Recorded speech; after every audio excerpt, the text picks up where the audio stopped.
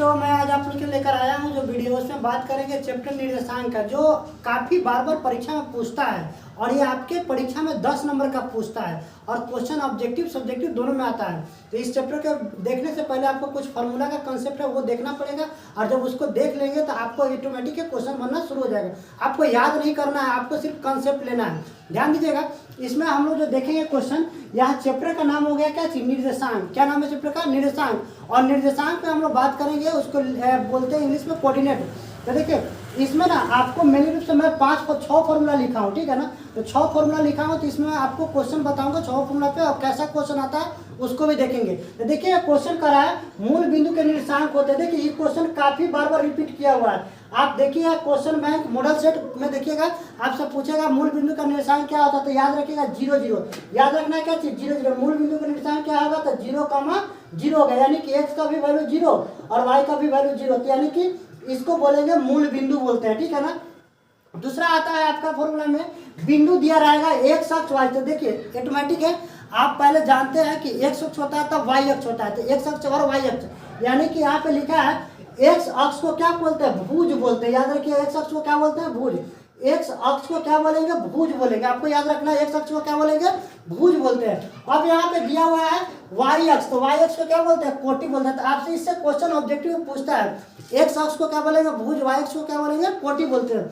अब आता है तीसरा नंबर फॉर्मूला आता है निर्देशांक का चतुर्थांश। देखिए ये बहुत ही अच्छा, मतलब कि कहना जाए कि आपको एकदम जो क्वेश्चन जो है एक बार सिर्फ कंसेप्ट ले लीजिएगा, आपको क्वेश्चन बना शुरू है। इसमें बिना पेन उठाए हुए आपको बनाना है, पेन का कोई जरूरत नहीं पड़ेगा एकदम। देखिएगा जैसे यहाँ पे लिखा है निर्देशांक का चतुर्थांश, तो देखिए यहाँ पे एक मान के चलिए कि 4 पार्ट मैंने बांट दिया, ठीक है ना। अब यहाँ पे देखिए ये हो गया y से y डैश हो गया, अक्ष हो गया, यानी कि इसको एक्सिस बोलते हैं, x से x डैश हो गया, ठीक है। इसको अब हम लोग क्या करते हैं, इसमें इसको बोलते हैं जो प्लस प्लस है ना, इसको प्रथम पाद बोलते हैं, फर्स्ट क्वाड्रेंट बोलते हैं, इसको सेकंड क्वाड्रेंट बोलते हैं, इसको थर्ड क्वाड्रेंट, इसको फोर्थ क्वाड्रेंट। अब देखिए इसको याद कैसे करिएगा, आपको ऐसे याद कैसे, कंसेप्ट कैसे लिखिए। देखिए प्रथम क्वाड्रेंट यानी कि फर्स्ट क्वाड्रेंट जो दिया है प्लस प्लस, उसके ठीक सामने क्या होगा, माइनस माइनस, यानी कि प्लस प्लस को बोलते हैं फर्स्ट क्वाड्रेंट और माइनस प्लस को बोलते हैं सेकंड क्वाड्रेंट और माइनस माइनस को थर्ड क्वाड्रेंट और प्लस माइनस को फोर्थ क्वाड्रेंट, यानी कि चौथा क्वाड्रेंट। तो इस पे ना हम लोग क्वेश्चन कैसा पूछता है ये देखना है। अब क्वेश्चन कैसा पूछेगा आपको एग्जाम हॉल में जब रहिएगा, जब तक आपको कंसेप्ट नहीं आएगा तब तक आप बना नहीं सकते हैं। इसलिए आपको क्या करना है, कंसेप्ट के लिए आपको फॉर्मूला देखना पड़ेगा। तो देखिए यहाँ पे दिया हुआ है, ये पूरा चारों क्वाड्रेंट दे दिया। अभी चारों पर कैसा क्वेश्चन पूछेगा वो हम लोग देखेंगे आगे, ठीक है। पहले थ्योरी देख लीजिए। अब हम 3 फॉर्मूला देख लिए। चौथा फॉर्मूला कर रहा है दूरी सूत्र, जिसको बोलते हैं डिस्टेंस फॉर्मूला भी बोलते हैं। क्या बोलते हैं, डिस्टेंस फॉर्मूला। तो देखिए यहाँ पे ए का पॉइंट दिया x1 y1, ठीक है ना, बी का पॉइंट दिया x2 y2। अब देखिए x1 y1 और x2 y2, तो हम लोग क्या करते हैं, दूसरे में से पहला को घटा देते हैं। दूरी ज्ञात करने के लिए क्या करते हैं, दूसरे में से पहला को घटाते हैं। तो देखिए x2 माइनस x1 यानी कि x2 minus x1, y2 minus y1, और उसको क्या करते हैं, स्क्वायर करते हैं। देखिए x2 माइनस x1 का whole square, y2 minus y1 का होल स्क्वायर। अब ये हो गया दूरी सूत्र का फॉर्मूला हो गया। अब हम लोग दूरी सूत्र का जो फॉर्मूला हुआ उस पे ना हम लोग क्वेश्चन कैसा पूछेगा वो भी देखेंगे। फिर अब आता है 5वां नंबर फॉर्मूला आता है मध्य बिंदु के निर्देशांक। देखिए मध्य बिंदु जब करा ना तो 2 बिंदु दिया रहेगा। कितना बिंदु दिया रहेगा, 2 बिंदु, और दोनों बिंदु को आपको क्या करना है, x1 x2 मानकर और 2 से क्या करना है, डिवाइड करना है। y1 y2 को मान के कितना से डिवाइड करना है, 2 से डिवाइड करना। अब देखिए यहाँ पे लिखा है 2 बिंदु दिया, x1 x2 बटा 2, जैसे यही बिंदु मैंने ले लिया है, यहाँ पे जो दिया बिंदु वही ले लिया। तो क्या होगा, x1 प्लस x2 बटा 2, y1 प्लस y2 बटा कितना होगा, 2 हो गया। आपको जो वैल्यू दिया रहा है उस पर आराम से आपका क्वेश्चन बन जाएगा। ऐसा क्वेश्चन कैसा पूछेगा, पहले थ्योरी देख ले तो उसका क्वेश्चन हम लोग देखते रहेंगे। अब हम लोग देखेंगे यहाँ पे त्रिभुज का केंद्र, ठीक है। तो त्रिभुज के केंद्र को हम लोग देखेंगे कि त्रिभुज में कितना भुजा होगा, 3 भुजा हो गया। देखिए जैसे मैं यहाँ पे बता रहा हूँ 3 भुजा हो गया, ठीक है ना। अब 3 भुजा, ए हो गया, बी हो गया और क्या हो गया, सी हो गया। अब इन तीनों भुजा का केंद्रक निकालना पड़ेगा। तो यहाँ 3 भुजा, यहाँ पे 2 बिंदु था तो 2 से भाग दिए, यहाँ पे 3 बिंदु आ गया तो 3 से भाग दिए, x1 x2 x3 यानी कि यहाँ पे और फिर ये और फिर ये, यानी कि तीनों बिंदु को क्या करेंगे, मान लेते हैं और 3 से डिवाइड कर देते हैं। अब हम लोग ना इस पर देखिए जितना क्वेश्चन देखे हैं, फॉर्मूला देखे हैं, यानी कि आप जितना कंसेप्ट लिए उस सब पे क्या करें, मैंने क्वेश्चन लेकर आया और जो बार बार क्वेश्चन आपके परीक्षा हॉल में क्या करता है, पूछता है। अभी क्वेश्चन कैसा पूछता है उसको हम लोग देखेंगे, ठीक है ना। अब देखिए एक क्वेश्चन दिया हुआ पहला कि बिंदु -8,6 किस चतुर्थांश में स्थित है। अब देखिए ये क्वेश्चन आपका 2012 में पूछा हुआ है और तो बहुत सारा क्वेश्चन पूछा हुआ है, मतलब प्रीवियस में बहुत पूछा, लेकिन मेरे पास जो बुक था मैं उसमें से 12 से लेकर बता दिया हूँ, ठीक है। तो इसमें दिया -8,6। अभी करा चतुर्थांश का बात करा, देखिए आपको चतुर्थांश का फॉर्मूला आप देखें यहाँ पे, देखिए चतुर्थांश का फॉर्मूला। अब देखिए यहाँ पे कैसे बनाइएगा आप ध्यान दीजिएगा। -8,6 तो हमको पहले ये अंक से नहीं पता करना है, हम लोग को पता करना है माइनस प्लस। देखिए माइनस, तो देखिए यहाँ दोनों प्लस है तो प्रथम में है दिया। अब यहाँ पे -8,6 है, तो देखिए माइनस और प्लस, देखिए यहाँ पे चिन्ह क्या हो गया, माइनस हो गया और क्या हो गया, प्लस। तो माइनस प्लस किस पे आ रहा है देखिए, तो यानी कि माइनस प्लस सेकंड पर आ रहा है, तो ऑप्शन क्या हो गया आपका, सेकंड हो गया कि नहीं। अब देखिए दूसरा क्वेश्चन आपको दे रहा है, दूसरा क्वेश्चन में देखिए क्या करा, बिंदु 4,3 किस पाद में है। तो देखिए ध्यान दीजिएगा, प्रथम, द्वितीय, तृतीय, चतुर्थ, यानी कि first quadrant, second quadrant, third quadrant और फोर्थ क्वाड्रेंट। तो पहले हम इस दोनों को देखेंगे क्या चीज कि पहले दोनों प्लस में दिया या माइनस में दिया। तो आप देखिए एकदम अच्छा से कंसेप्ट लीजिए, इसमें किस पर दिया हुआ है, देखिए यहाँ पे दोनों प्लस में दिया है। अब दोनों प्लस किस में दिया हुआ है, देखिए फर्स्ट में ही दिया हुआ, तो आंसर क्या हो जाएगा आपका, फर्स्ट हो जाएगा, होगा कि नहीं। अब हम लोग को एक और फॉर्मूला दिया हुआ था, जो 2 नंबर फॉर्मूला दिया था, आपको हम बताए थे एक्स अक्ष को भुज बोलते हैं, वाई अक्ष को क्या बोलते हैं, कोटि बोलते हैं।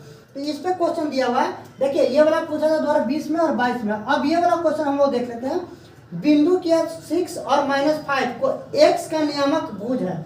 अब देखिए भुज हम लोग पढ़े हैं, अब देखिए भुज के लिए कौन सा फॉर्मूला हमने यूज किया था, देखिए यहाँ पे लिखा हुआ है एक्स अक्ष को क्या कहते हैं, भुज। तो यहाँ पे एक्स अक्ष का मान कितना दिया, देखिए तो एक्स अक्ष का मान कितना दिया, 6 दिया हुआ, दिया ना। तो आपका ऑप्शन में 6 कितने में, देखिए तो यहाँ पे 2 को दिया 6, एक 6 दिया, एक -6, तो यहाँ पे माइनस तो है नहीं, आपका +6, तो आंसर क्या हो जाएगा, ए हो जाएगा। अब करें बिंदु, दूसरा क्वेश्चन दिया हुआ आपका, बिंदु 6,4 का वाई नियामक कोटि है। अब देखिए कोटि का बात करा, तो कोटि का मतलब क्या होता है कि हम लोग को वाई का वैल्यू, तो वाई का वैल्यू कितना दिया वो पता कर लेंगे। देखिए यहाँ पे एक्स का वैल्यू दिया भुज, वाई का वैल्यू क्या दिया, कोटि दिया। तो हम लोग ना कुछ नहीं करेंगे, अब आराम से इस चीज को देख लीजिएगा कि हम लोग को यहाँ पे 4 और यहाँ पे 6 और 4 दिया हुआ है, ये किसका मान कर रहा है, वाई का मान कर रहा है। तो वाई का मतलब क्या चीज, कोटि। तो कोटि का मान कौन हो रहा है, अब बताइए।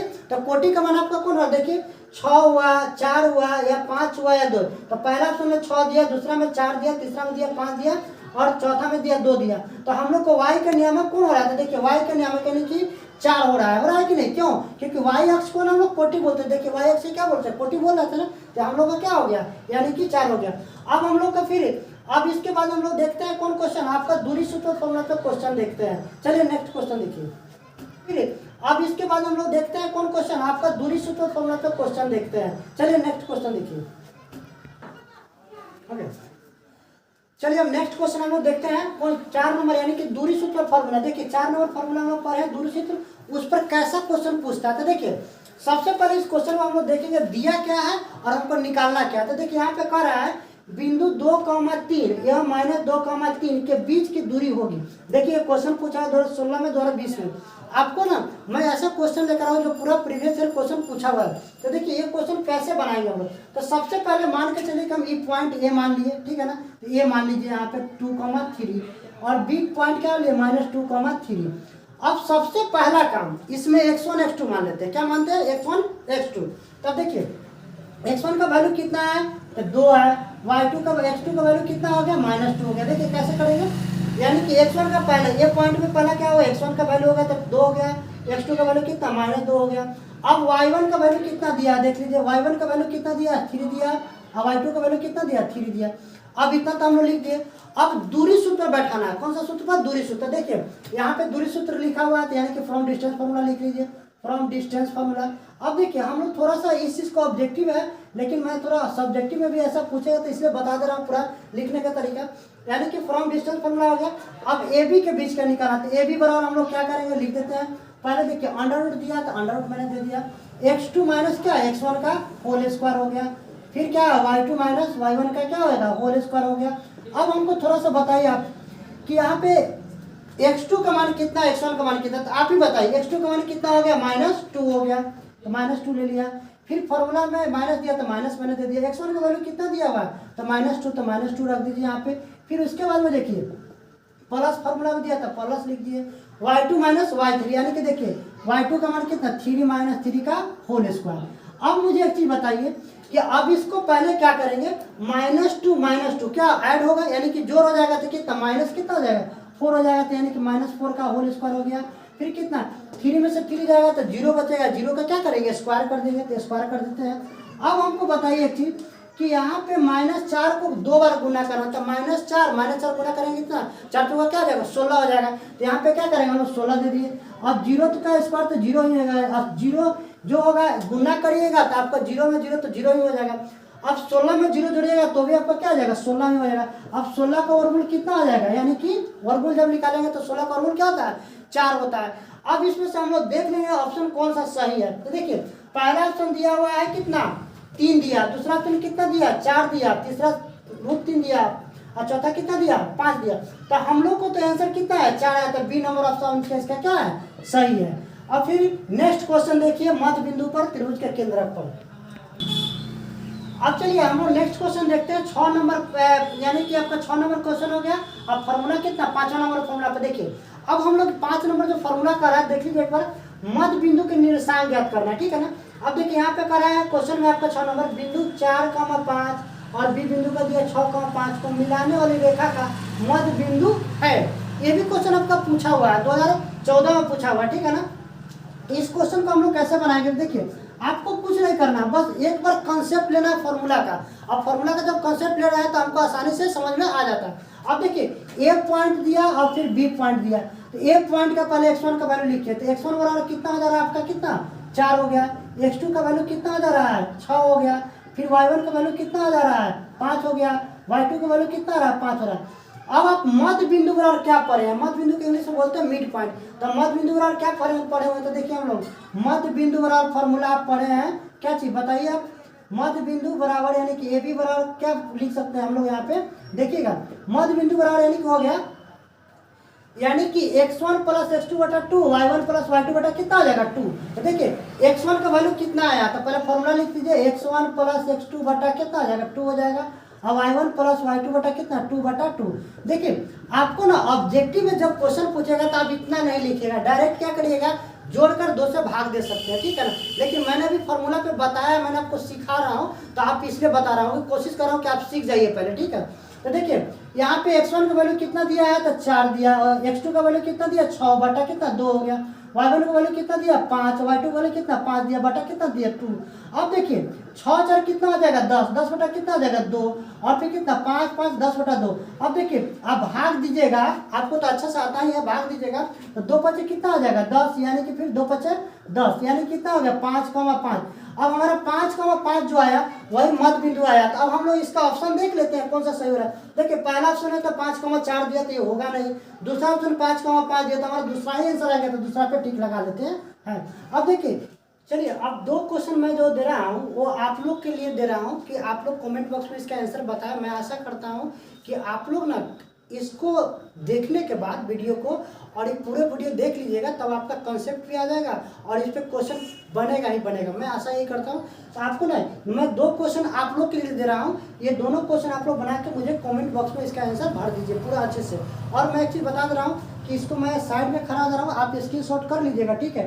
1-2 बार कॉपी पर लिख लीजिएगा, कंसेप्ट आपका आ जाएगा, याद करने की जरूरत नहीं है। और इस पर पक्का क्वेश्चन पूछेगा कि मैं अभी तक जितना वीडियो बनाया उसमें ना या तो 12th वाला साइंस वाला बच्चा के लिए या आर्ट्स वाला के लिए, आपको देखिए समाज के लिए, उपसर्ग के लिए, फिर प्रत्यय के लिए, इस सब का बना डायरेक्ट मेरे वीडियो से क्वेश्चन आया है, जो क्वेश्चन आप लोग देख भी सकते हैं। इसलिए मेरे द्वारा जो बताया जा रहा है, मैं कोशिश कर रहा हूँ कि आपको एग्जाम से पहले पूरे चीज़ को मैं बता दूँ, ठीक है ना। और अब जाके एग्जाम में भी अच्छा से क्या करें लिख कर आए। वीडियो देखने के लिए थैंक यू।